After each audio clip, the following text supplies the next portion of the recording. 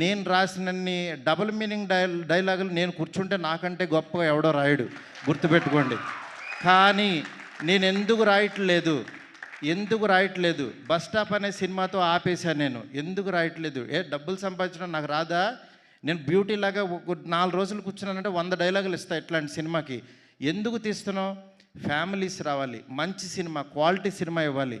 ఈ రోజుల్లో bus స్టాప్లో double మీనింగ్లు, booth director అనేవాడు 400 కోట్లతో రాజాసాబ్ తీస్తున్నాడు. వాడి ఎదుగుదల చూడండి, వాడి గ్రాఫ్ చూడండి, వాడి కెరీర్ చూడండి. నేను అది చెప్తున్నా. ఊరికినే డైరెక్టర్లు అయిపోరు. ఊరికే పాన్ ఇండియా స్టార్ వచ్చేసి ఒక ఫ్లాప్ సినిమా తర్వాత పిలిచి ఎదురుగుండా కూర్చోబెట్టి సినిమాలు ఎవరు ఇక్కడ? ఊరికినే సినిమాలు ఇచ్చారు అని అంటే ప్రభాస్ వాళ్ళ మనసులో నేనున్నా. మేమిద్దరం ఎంత ప్రేమలోనో నాకు తెలుసు. నా మెసేజ్లు చూస్తే ఆయన ఎంత ప్రేమిస్తున్నాడో నాకు తెలుసు. ఇవన్నీ నేను తర్వాత వచ్చినప్పుడు మాట్లాడతా. బట్ యాక్చువల్గా నేను ఎందుకు చెప్తున్నానంటే ఇదంతా సినిమా ఆడించాలని చాలా ఒక ఫ్రస్ట్రేషన్తో, ఒక స్ట్రెస్తో, ఒక ప్రీ రిలీజుల్లోనో దేంట్లోనో ఇష్టం వచ్చినట్టు మాట్లాడుతున్నారు. అలా కాదు. సినిమాని నమ్మండి, కంటెంట్ నమ్మండి.